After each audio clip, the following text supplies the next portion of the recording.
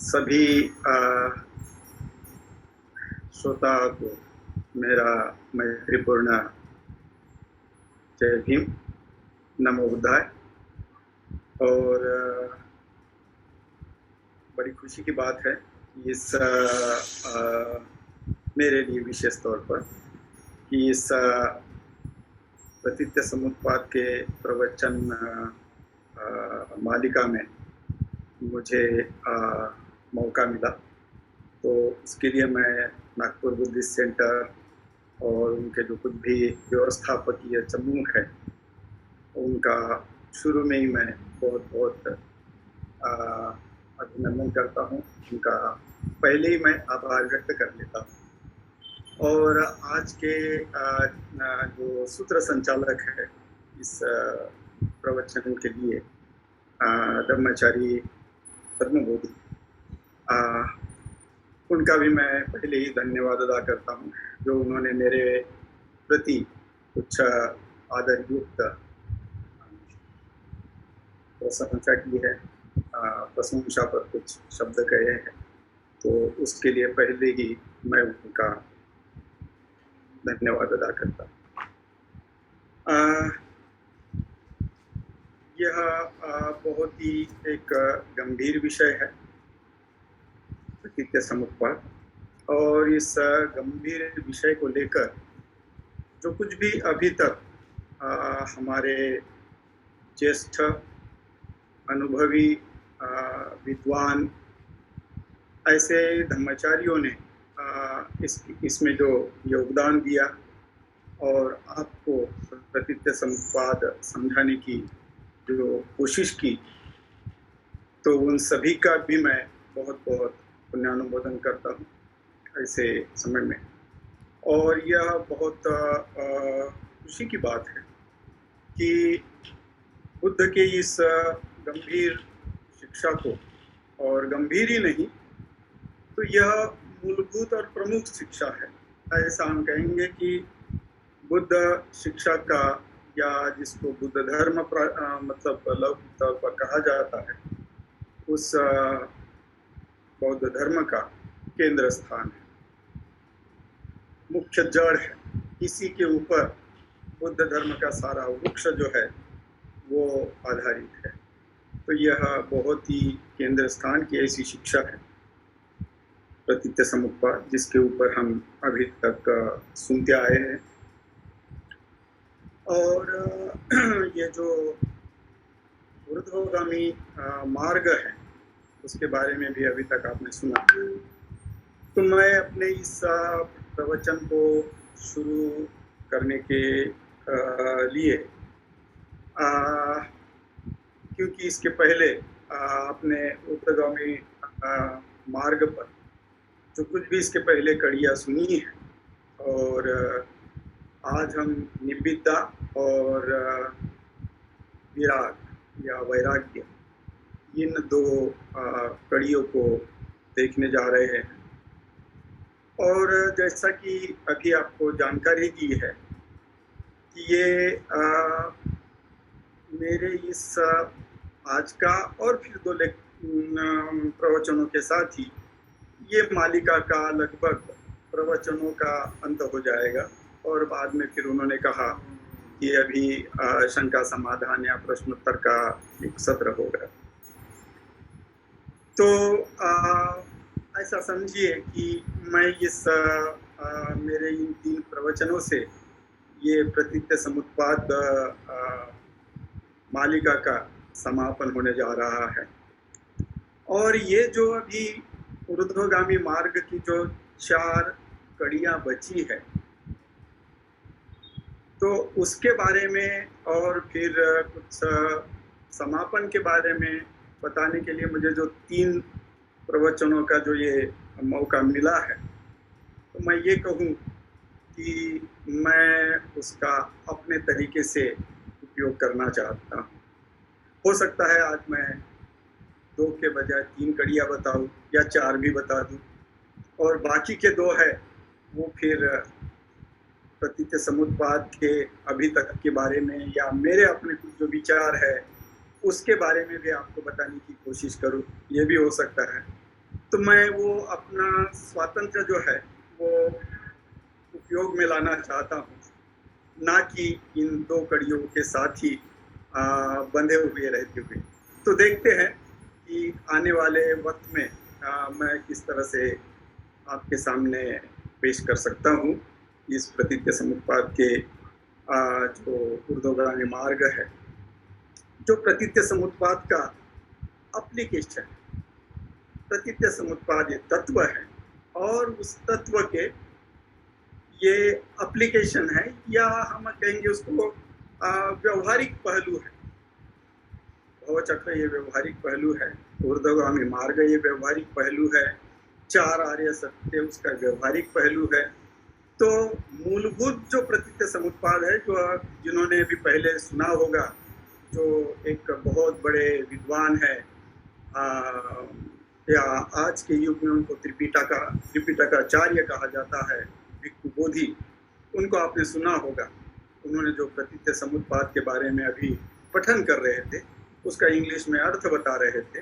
बहुत ही जाने माने और जग विख्यात ऐसे वो भिक्खु है और त्रिपिटक पर काफी उनका गहरा अभ्यास है। तो वो अभी पठन कर रहे थे ये प्रतीत्य समुत्पाद का। तो यह जो मूलभूत सिद्धांत है, इसके ये एप्लीकेशन है, चार आर्य सत्य कहिए या चक्र कहिए या ऊर्ध्वगामी कहिए, और भी एक है मुख्य कर्म सिद्धांत।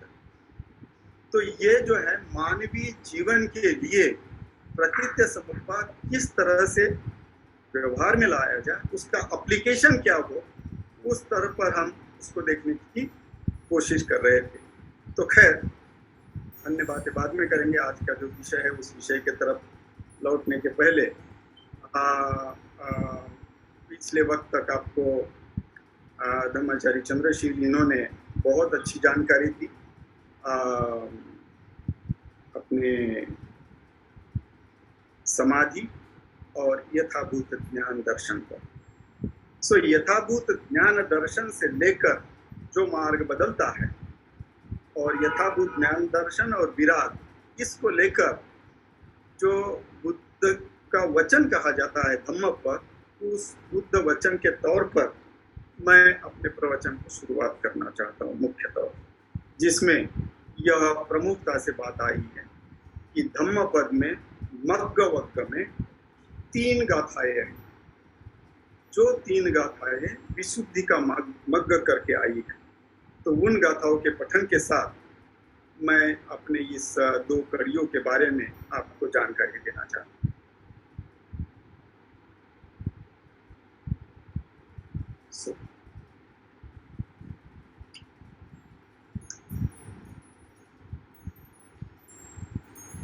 सब्बे संखारा अनिच्चाति यदा पर्याय पश्यति अथ निप्पिदन्ति यसमग्गो विशुद्धि। अथ निप्पिदन्ति दुःखे, अथ निप्पिदन्ति दुःखे यसमग्गो विशुद्धिया। दूसरी गाथा है सब्बे संखारा दुःखा यदा पय्याय पश्यति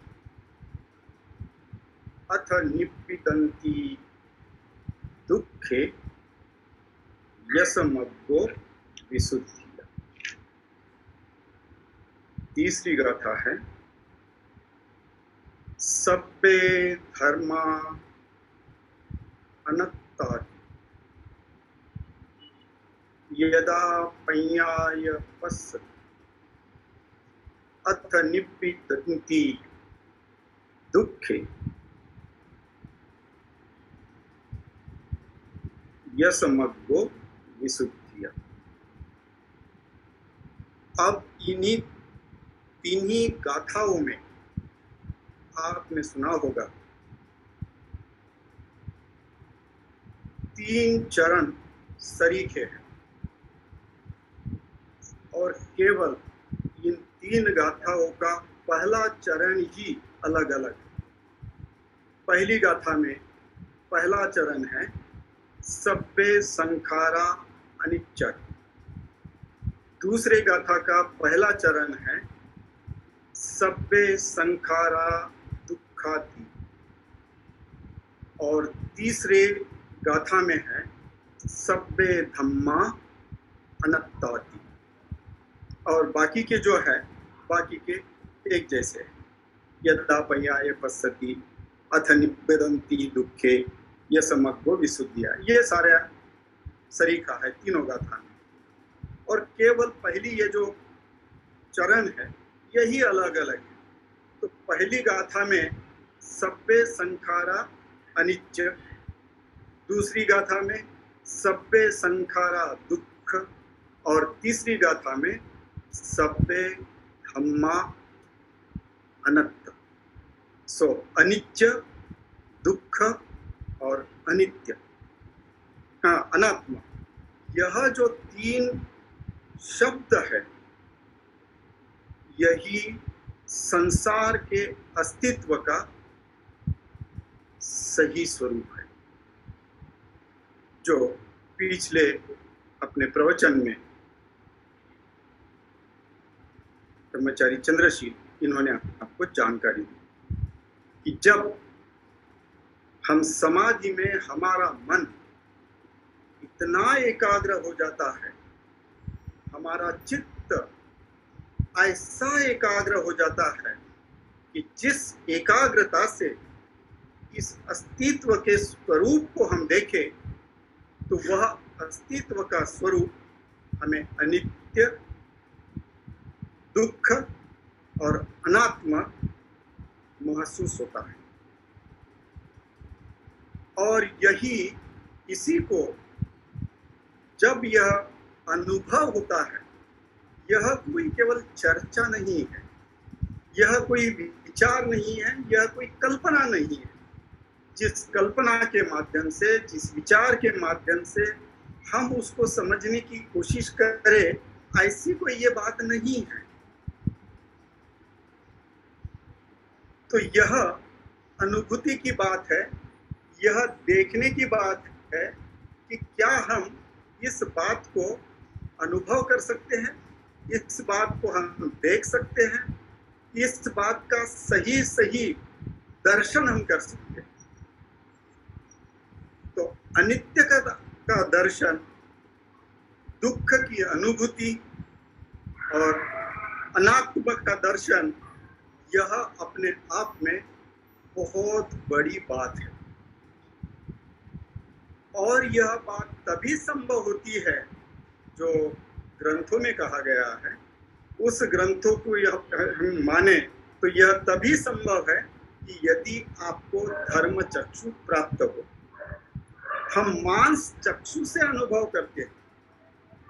हमें जो मांस चक्षु है उस मांस चक्षु से हम अनुभव करते हैं। और जब हम अपने मांस चक्षु से अनुभव करते हैं तो हमें अलग दिखता है। और वह ऐसा अलग दिखता है तो हम जिसको बुद्ध धम्म में विपर्यास कहा गया है वो विपर्यास देखते हैं। हम अनित्यता को नहीं देखते, हम नित्यता को देखते हैं। कल भी मैं था, आज भी मैं हूँ, कल भी मैं रहूंगा। हम पेड़ पौधे देखते हैं, रोड देखते हैं, इंसान देखते हैं, जैसे कि वैसे ही देखते हैं और हमें लगता है कि ये नित्य है। तो हम अपने मांस चक्षु से जो अनुभव करते हैं वह मांस चक्षु से भले ही हमें लगता होगा कि कल का पौधा बड़ा वृक्ष बना, वो तो बदल गया है, लेकिन वो रियली सही में हम स्वीकारते नहीं कि वो बदला है, क्योंकि हमारा मन उतना तैयार नहीं होता उसको स्वीकारने के लिए। हम उसको उसी स्वरूप में देखने की कोशिश करते हैं। तो यह जो बात है, तब तक बौद्ध धर्म के शिक्षा के अनुसार जब तक आपके धर्म चक्षु आपको प्राप्त नहीं होते तब तक आप इस सत्य स्वरूप को नहीं जान सकते।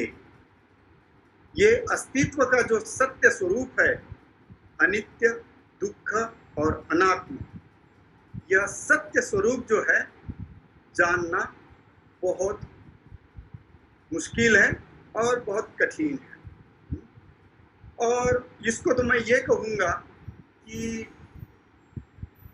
यह न दिखने के वजह से ही हम बड़े अलग जीवन जीते हैं। हमारा जीवन जो दुखमय है वो उसी के वजह से है। जैसे आपने भवचक्र में पढ़ा होगा, भवचक्र में हमें बताया गया है कि पहली कड़ी काय की है। पहले ही कड़ी में अंधा व्यक्ति काठी के सहारे अपने चलता है, उसके हाथ में लकड़ी होती है और उस लकड़ी के सहारे वो चलता है, वो अंधा है और उसके पीठ पर दूसरा अंधा हाथ रखकर जा रहा है। ऐसा वो चित्र है पहले कड़ी का भवचक्र। इसका मतलब क्या है? हम अंधानुकरण कर रहे हैं और हम अंधे हैं। इसलिए कबीर का दोहा बाबा साहब के पिक्चर में जो आता है, कबीर कहे जग अंधा है, तो हम अंधे के तौर पर जी रहे हैं। इसलिए संसार में अनित्यता है, सत्य है, लेकिन उस सत्य को हम नहीं देखते हैं क्योंकि हम अंधे हैं। और यदि हम धम्मपद की माने तो धम्मपद के तहत हम मूर्ख हैं, आध्यात्मिक तौर पर मूर्ख है। क्योंकि बीवी मेरी, बच्चे मेरे, धन मेरा, और ये जो मेरा मेरा कहता है और मैं कहता है, वह बुद्ध के वचनों के अनुसार आध्यात्मिक तौर पर, धार्मिक तौर पर मूर्ख होता है। सो हम धार्मिक तौर पर मूर्ख हैं। हम धार्मिक तौर पर ज्ञानी तभी होंगे जब हमको धर्म चक्षु प्राप्त हो। और धर्म चक्षु प्राप्त होने के लिए जो आपने दुख से लेकर ऊर्ध्वगामी मार्ग में सीखा है, वहां से लेकर सफर करना है। हर कड़ी परिपक्व करते हुए समाधि तक पहुंचना है और चित्त की गहरी एकाग्रता से सत्य का दर्शन करना है। तो जब हमारा चित्त उस तरह से एकाग्र हो जाएगा, उसी एकाग्र चित्त से हमारा धर्म चक्षु खुल सकता है। एडवर्टाइज में सुनते हैं, बाला का ऑपरेशन हुआ तब भी वो अपने माँ का चेहरा देख पाया। उसी तरह से जब हम सांसारिक तौर पर जी रहे हैं और धार्मिक तौर पर अज्ञानता भरे तौर पर जी रहे हैं, अंधेपन से जी रहे हैं, तो जब तक इन दुख से लेकर समाधि तक की कड़ियों को जीते हुए हम अपने धार्मिक तौर पर ऑपरेशन नहीं करते हैं और हमारे धर्म चक्षु नहीं खुलते ऑपरेशन होने के बाद, तब तक यह अनित्य, दुख और अनात्म यह हमें नहीं दिखेगा। सत्य है, हर दिन है, हमारे इर्द गिर्द है, सामने है, इसी क्षण है, लेकिन नहीं देख पाते हैं। और नहीं देखने का मतलब यही है कि हमें धर्म चक्षु नहीं है, हम धार्मिक तौर पर अंधे हैं। और धार्मिक तौर पर अंधे होने की वजह से यह कदापि ही नहीं दिखेगा। इसलिए यह जो बाकी की 4 कड़ियां है, यह 4 कड़ियां अंधे को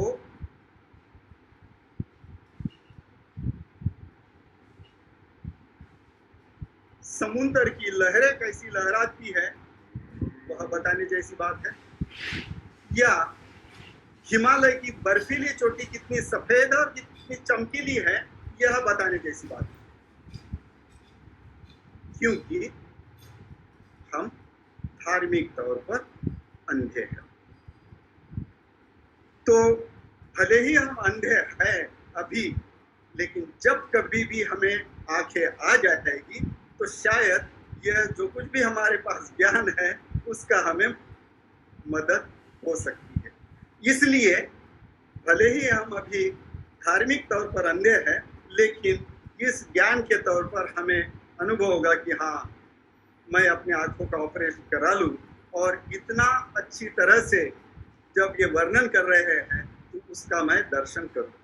तो हो सकता है प्रेरणा मिले, हो सकता है उससे हमें धम्म जीवन जीने की और अपने मांस चक्षु का ऑपरेशन करके उसको धर्म चक्षु में बदलने की हमें प्रेरणा मिल जाए। तो बहुत अच्छा होगा कि हमारे मांस चक्षु का ऑपरेशन हो जाए और हमें धर्म चक्षु प्राप्त हो जाए, तो फिर हम अनित्य, दुख और अनात्मा इनका दर्शन होगा।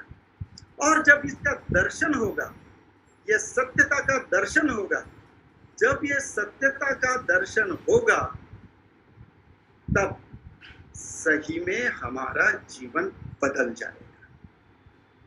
हम जैसे हैं वैसे नहीं जी सकते, जिस तरह से हम जी रहे हैं उसी तरह से नहीं जी सकते। हमारे जीवन में निश्चित तौर पर, आमूलाग्र तौर पर, बहुत बड़े तौर पर बदलाव आता है।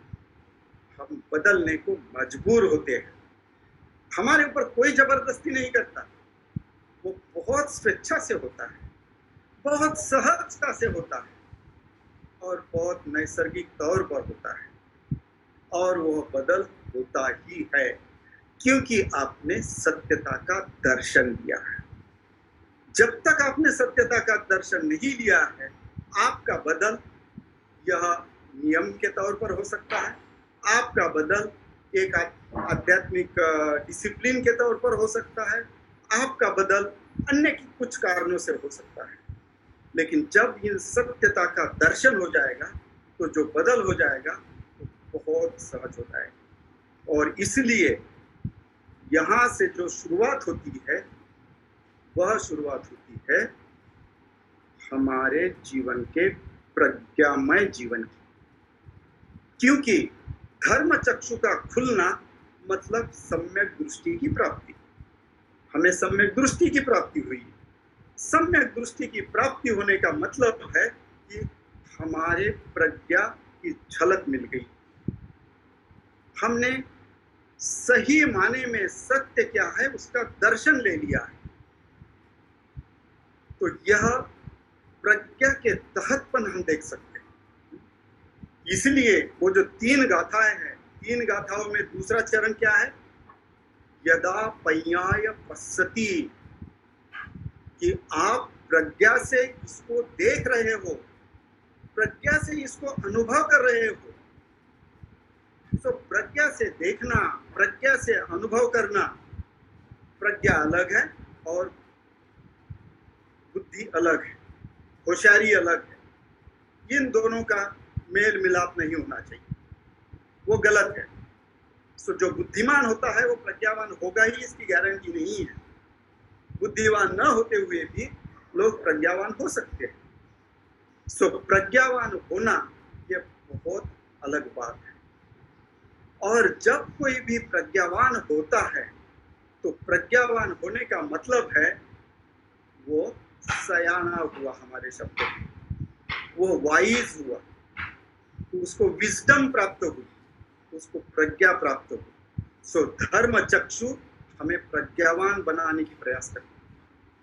धर्म चक्षु के तहत हम प्रज्ञावान बनते हैं और यहाँ से जो सफर है, यथाभूत ज्ञान दर्शन से जो आगे का सफर है, वो प्रज्ञा के तहत हमारा जीवन चलता है।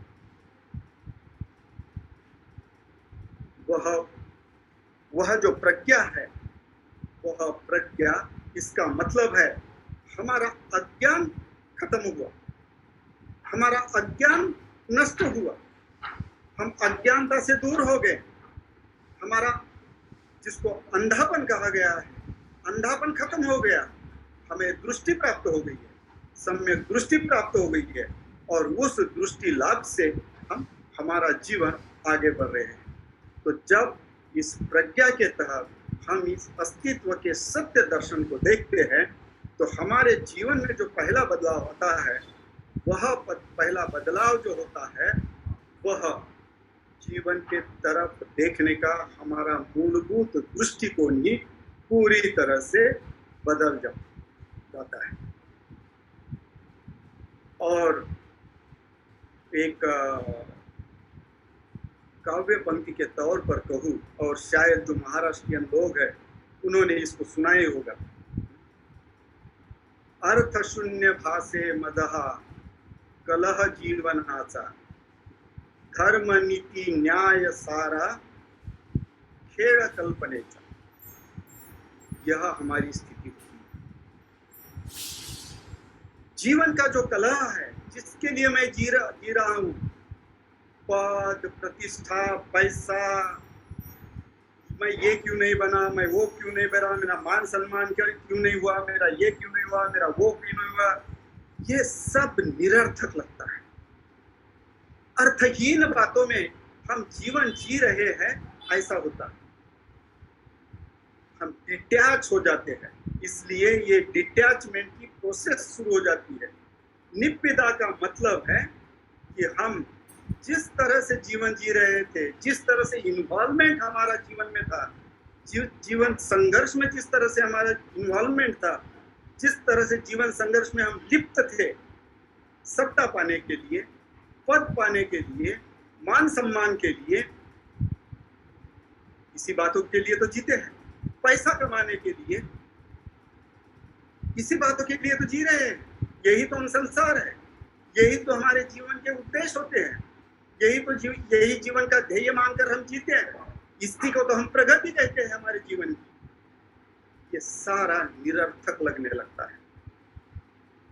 इसका मतलब ये गलत है, ऐसा नहीं है। वह जीवन जीने के साधन मात्र है, वह जीवन का साध्य नहीं है। तो यह जीवन का साध्य नहीं होता, यह जीवन के साधन होते हैं अच्छे जीवन जीने के लिए। तो जीवन का ध्येय जो है वो परमानेंटली बदल गया है। अभी तक जो था वो वैचारिक तौर पर था, अभी वैचारिक नहीं है। यहाँ भावना और यहाँ विचार, यह दोनों साथ में आए हैं, इनका मिलाप हुआ है और इस मिलाप के साथ आगे का जीवन चल रहा है। तो इस जीवन में तुम्हारा ध्येय जो है वो पूरी तरह से बदल गया। अब आपको आस लगी है कुछ पैल तीर की, नेत्र लागले पैल तीर की याद लगी है। इसको कभी कभी ये कहा जाता है, मराठी में बहुत अच्छा एक शब्द है जो शायद हिंदी भाषियों की, जो भी मुझे हिंदी भाषी सुनते होंगे उनकी माफी मांगते हुए, मराठी में एक शब्द है वीट येणं। संसाराचा वीट आला, संसार का वीट को क्या कहेंगे हम, मतलब उकताहट हो गई है, जीवन से उकताहट हो गई, उकता गया उनमें, उसमें इंटरेस्ट नहीं है, उसमें मन नहीं लग रहा है। लेकिन मराठी का वो जो शब्द है वो बहुत ही सटीक है, जिसको आज के भाषा में हम ये कहेंगे, मैं बोर हो गया, बोरियत है, इस जीवन से मैं बोर हो गया। ये जीवन है, और जिस किसी चीज़ से आप बोर हो जाते हो उसको बदलना चाहते हो, उससे छुटकारा पाना चाहते हो, आप दूसरी जगह जाना चाहते हो, जो जिसमें आपको इंटरेस्ट है, जिसमें आपको रुचि है, वो आप करना चाहते हो, उसके साथ जीना चाहते हो। तो ये जो सांसारिक जीवन है, ये सांसारिक जीवन का आपको वीट आ गया है।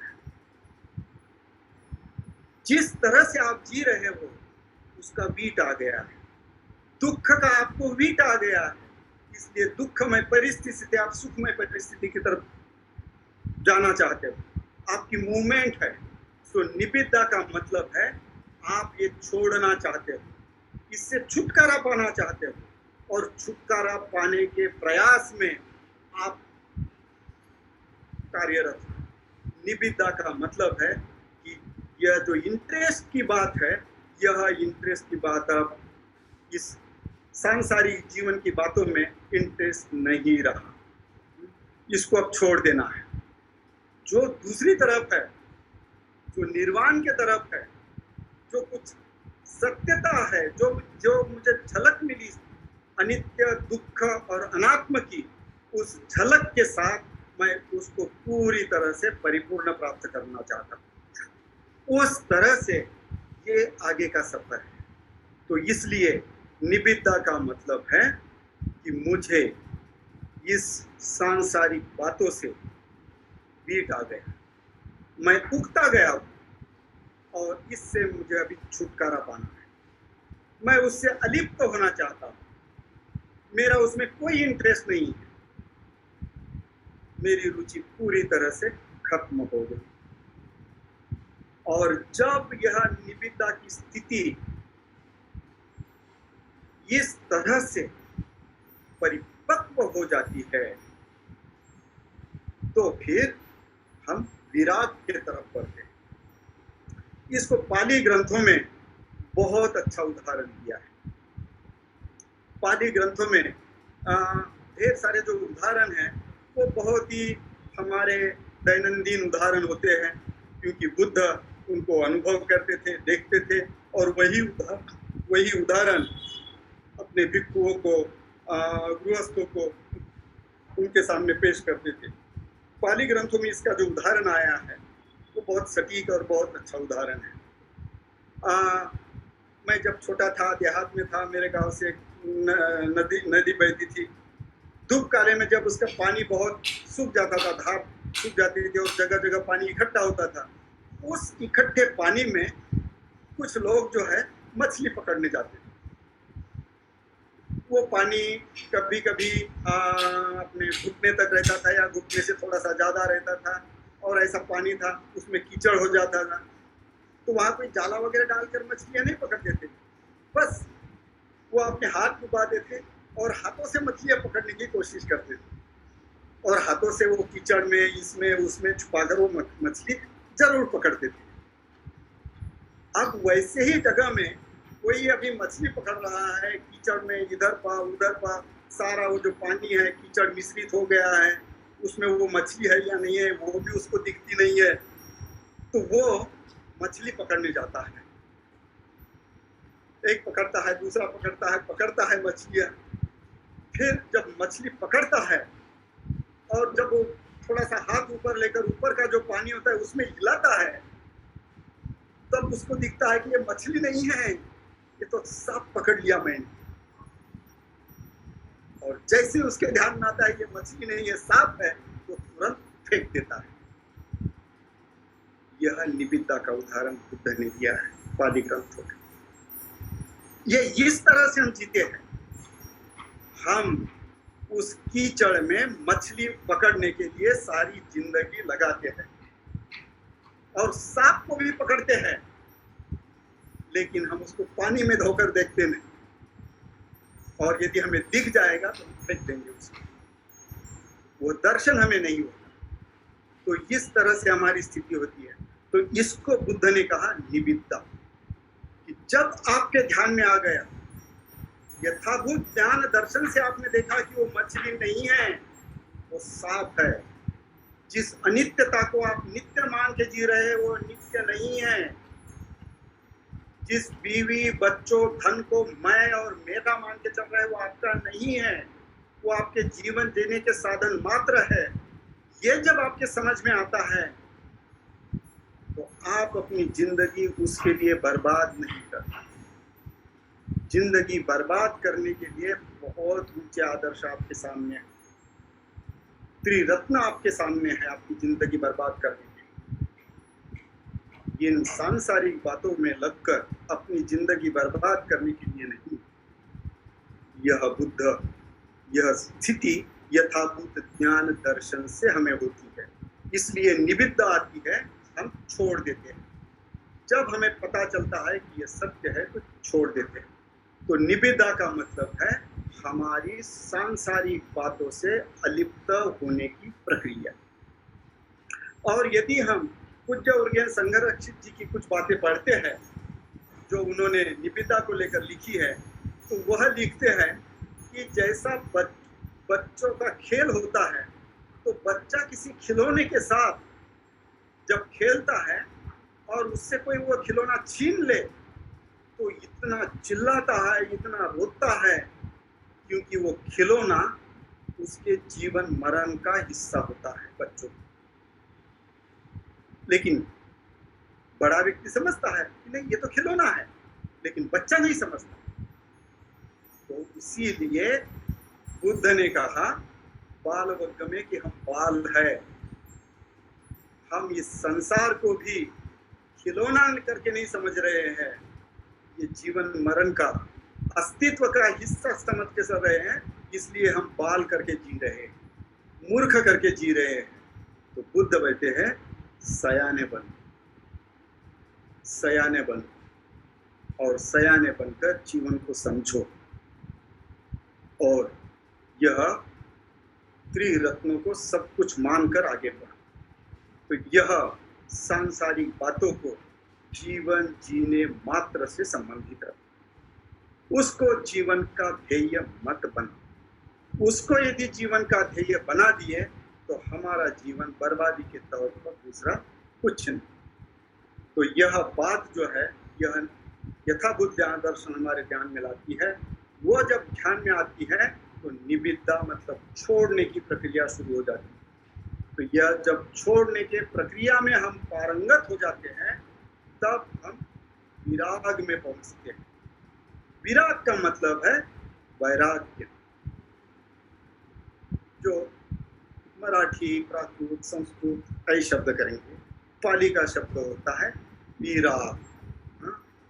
राग का मतलब होता है छंद, रत होना, लिप्त होना, और विराग का मतलब है अति सूक्ष्म तौर पर भी उसमें लिप्त न होना, अत्यंत सूक्ष्म तौर पर भी लिप्त न होना, पूरी तरह से छोड़ देना।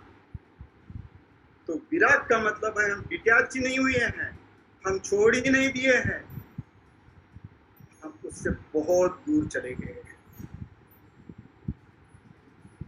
लेकिन इस वैराग्य को हम जिस परिवेश में जी रहे हैं हिंदू धर्म के तहत, और हमारे इर्द गिर्द वैरागी और वैराग्य जिसको कहते हैं, अरे जीवन से कुछ लेना देना नहीं, जीवन से पूर्ण निरुक्त हो गया है, तो बुद्ध धम्म के तहत विराग की ये स्थिति नहीं होती, वैराग्य की यह स्थिति नहीं होती। वैराग्य का इतना ही मतलब है कि वैराग्य के तौर पर तुम सांसारिक बातों को अपना जीवन का ध्येय मानकर नहीं जी रहे। विराग का मतलब है कि तुम्हें बुद्धत्व की आस लगी है, बुद्धत्व प्राप्ति का ध्येय तुम्हारे जीवन का सर्वोच्च बन गया है, उसलिए तुम विराग में आ गए, इसलिए तुम वैराग्य धारण किए हो, इसलिए तुमने सब कुछ सांसारिक बातों से अपने चित्त को हटा दिया। यह विराग की स्थिति है। और हम बुद्ध धम्म में भी देखते हैं कि बुद्ध ने जब अपने पहले 60 भिक्षुओं को बताया, बहुजन हिताय बहुजन सुखाय चरथ भिक्षवे चारिका, भिक्षुओं लोगों के बीच में जाओ, भिक्षा मांगकर खाओ, और जो भिक्षा तुम्हें मिलता है उसका लौटाना है तो उनको अच्छे से धम्म पढ़ाओ, धम्म प्रकाशित करो तुम्हारे आचरण से। यह बुद्ध ने बताया। तो संसार को छोड़कर भागने की बात नहीं कहा बुद्ध ने विराग के तौर, संसार में रहो और संसार में रहकर निर्वाण प्राप्ति का जो अनुभव है, उस अनुभव से लोगों को प्रभावित करो। तुम्हारे वैराग्य से लोग प्रभावित हो, तुम्हारे वैराग्य से लोगों को लगे कि वह भी तुम्हारे जैसा जीवन जीने के लिए कोशिश करें। इसलिए लेकिन हमारे यहाँ बहुत गलत हुआ है, बहुत गलत धारणा हुई है। संतों का अनुकरण करने की बात थोड़ी है, संतों के साथ भजन करने की, कीर्तन करने की बात है, बस उतना भजन कीर्तन हो गया कि छोड़ दिया, फिर संतों की किसी भी बात को लेना देना नहीं करना है, ये हम मान के चलते हैं। सो पूजा पाठ जो है वो मंदिर में है, घर में कुछ लेना देना नहीं। वैसे ही त्रिशरण पंचशील जो है वो बिहार में कर दिया, घर में आकर छूट गया। ये बहुत बड़ी गलत मानसिकता हमारे अंदर घुसपैठ कर गई। वैसे ही वैराग्य को भी हमने समझा। वैराग्य का मतलब संसार त्याग नहीं है, सांसारिक मानसिकता का त्याग है।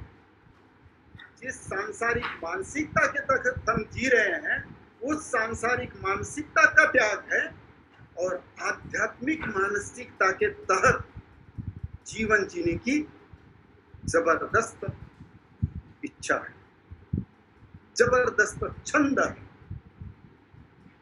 वह विराग है कि मैं मानसिक सांसारिक मानसिकता से परिपूर्ण अलिप्त हो गया हूं और अब मेरी मानसिकता केवल आध्यात्मिक मानसिकता है और आध्यात्मिक मानसिकता के तहत ही मुझे जीना है।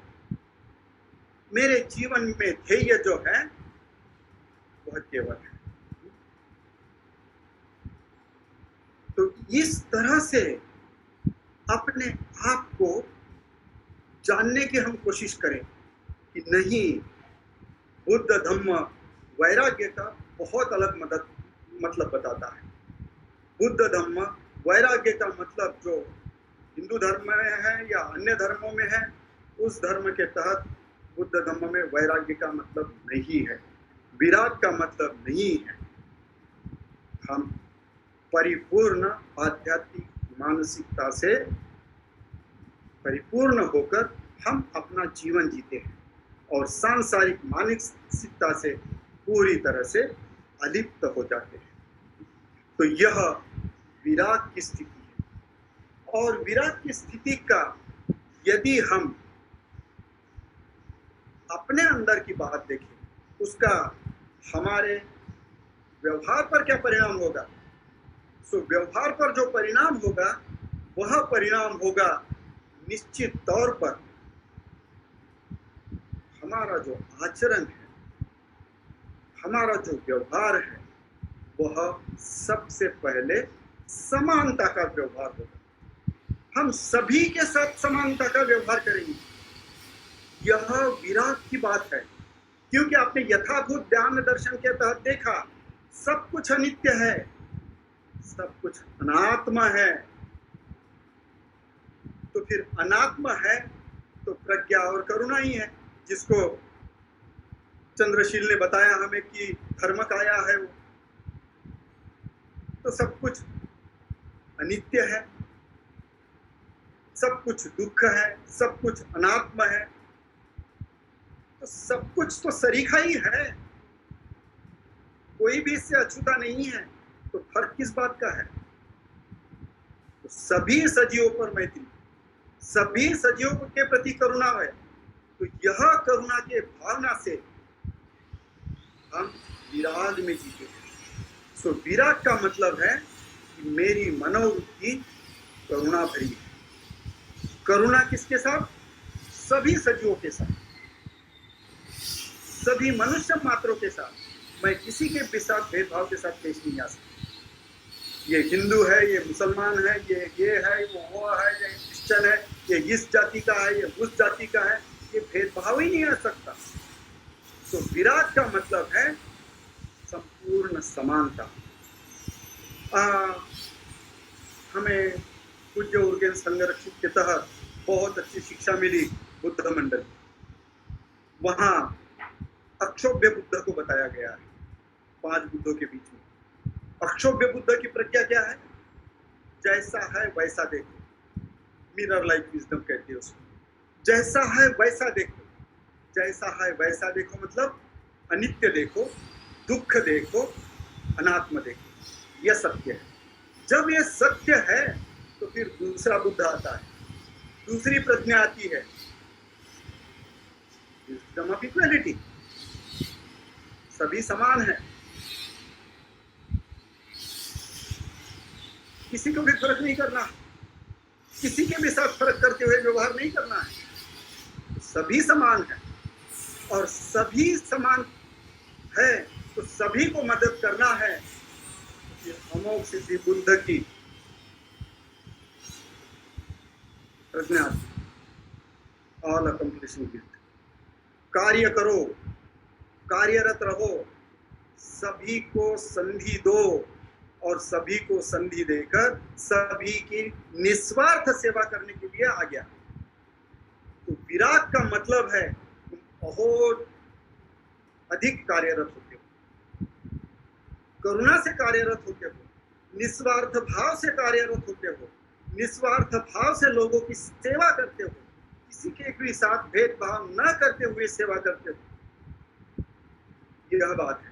बाबा साहब ने किसी के साथ भेदभाव किया? कोई बता सकता है बाबा साहब ने किसी के साथ भेदभाव किया है? यह है, यह समानता। बाबा साहब सही माने में जो विराग का जीवन है वो जिए, वो सांसारिक जीवन नहीं जिए। तो यह बात हमें ध्यान में लेनी चाहिए कि बाबा साहब के बोधिसत्व की जो बात है वह विराग की बात है। वह विराग के तौर पर जिए, सभी के साथ समानता का व्यवहार, सभी के साथ। इसलिए तो उन्होंने सारे महिलाओं के लिए हिंदू कोड बिल बनाया, किसी जाति के लिए नहीं। सभी के लिए समानता का व्यवहार दिया, सभी के लिए ये एक वोट की बात की। किसी को एक वोट, किसी को 2 वोट, ऐसी नहीं बात की। संसार का कोई, भारत का कोई भी नागरिक हो, एक इंसान एक वोट, समानता का। कितनी मेहनत की बाबा साहब ने समझाने के लिए लोगों को। यह कहता है, यह विराग है। और इस तरह से हमें समझने की जरूरत है कि विराग का मतलब वैराग्य लेकर संसार से छुट्टी करके मठ में जाकर या जंगल में जाकर मुंह मोड़ नहीं लेना है। संसार में ही रहना है, लेकिन सांसारिक मानसिकता से नहीं जीना है। जो लोभ मोह द्वेष का चक्कर है, उस चक्कर से पूरी तरह से अलिप्त होकर यहाँ हम करुणा से जी रहे हैं, मैत्री से जी रहे हैं, प्रज्ञा से जी रहे हैं, समानता से जी रहे हैं, संवेदना से जी रहे हैं, दूसरे के प्रति संवेदनशील होकर जी रहे हैं। और इस तरह से जीते वक्त ये हमारी विराग की बात है। यह बुद्ध ने हमें सिखाया है। तो इस तरह से विराग का मतलब ये होता है कि तुमने अपने जो जीवन है, उस जीवन में इस तरह से हम किसी भी तरह से विराग की स्थिति में जीते वक्त डिस्टर्ब नहीं होते। यह जो शांति है, वो शांति के साथ हम कार्यरत होते हैं। यह शांति अविचल शांति होती है। यह एक अलग तरह की परिपूर्ण तौर पर हमारी मानसिक अवस्था में हमारे से कुछ छूट जाए, कोई हमें हमारा नुकसान करे, कोई हमारे बारे में गलत कहे, भला कहे, उससे उस पर कोई फर्क नहीं पड़ता। यह ये विराग की स्थिति है। सभी सांसारिक और बातों से वह पूरी तरह से अलिप्त होकर बहुत ही शांत, बहुत ही एक ऊंचे अवस्था पर वह जी रहा है। पूज्य और ज्ञान संरक्षित ने इसका उदाहरण देते वक्त सिद्धार्थ का उदाहरण दिया है। जब मार सेना बोधि वृक्ष के नीचे उन पर हमला करने आई, तो वह उन्होंने बिल्कुल उसके तरफ दुर्लक्षित किया। वो शांति से जैसे के वैसे बैठे रहे। उन्होंने किसी भी तरह से अपने आप को विचलित नहीं होने दिया। और इसी तरह से न विचलित होते हुए अपने आप को स्थिर रखते हुए कार्यरत नहीं की बात है। सो बाबा साहब का उदाहरण हमारे सामने बहुत आदर्श उदाहरण है अभी इसी युग का। भले ही हमने बुद्ध को नहीं देखा है, बुद्ध की शांति को नहीं देखा है, लेकिन बाबा साहब को हमने, हमारे बुजुर्गों ने देखा है। वह अभी के हैं, दिखान है, उनकी सारी बातें हमारे सामने मौजूद है। और जिस तरह से वो अपना जीवन जिए हैं, वह हमारे सामने मौजूद है और उसके तहत इस बातों को हम अनुभव करते हैं कि किसी भी परिस्थिति में स्वयं को अविचल रखते हुए, शांत रखते हुए जो करना है वो करते हैं, अनडिस्टर्ब, हाथी जैसे जिस चाल से चलना है, जिस दिशा से जाना है वही करना है। तो यह जो है स्थिरता, यह जो है शांति, यह अविचलता, यह बात विराट की होती और वह सांसारिक किसी भी चीज से अनडिस्टर्ब रहता है। तो यह दो बातों को बताकर मुझे लगा कि मैं तीसरी भी बात बता पाऊंगा, लेकिन मुझे लगता है 8:15 बज गए हैं, तो अभी हम रुक जाते हैं और अगले वक्त देखते हैं। तो मुझे लगता है पर्याप्त है। तो यह जो बातें हैं मुझे मैंने वैचारिक दृष्टिकोण ही समझाने की कोशिश की है। मेरा, क्योंकि मेरा ना अनित्यता का अनुभव है, मेरा ना दुख का अनुभव है थोड़ा सा, लेकिन अनित्य और अनात्म का अनुभव तो नहीं है। ढेर सारा चिंतन करता हूँ, लेकिन अभी तक तो उस अनुभव से अनुभवित नहीं हुआ।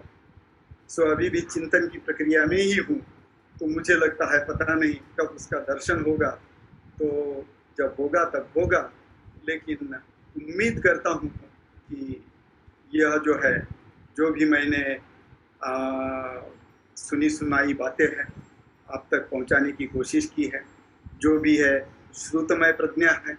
ये श्रुतमय प्रज्ञा में जो भी मेरा थोड़ा सा अपना थोड़ा भी चिंतन रहा है, उस चिंतन के तौर पर आप तक पहुंचाने की कोशिश किया है। आपने भी सुना, तो ये आपके लिए भी एक चिंतमय प्रज्ञा हो सकती है। तो आप कोशिश कीजिए, जो भी सुना है उसके ऊपर चिंतन कीजिए और देखिए कि जैसा भी आपकी ध्यान साधना होगी, ध्यान साधने से जब भी आपके धर्म चक्षु खुलेंगे तो शायद ये जानकारी आपको उपयोग के लिए हो सकती है। सो बहुत बहुत धन्यवाद मुझे मौका दिया और मुझे आपने सुना। तो थैंक यू वेरी मच और जय भीम। सभी को नमो बुद्धाय।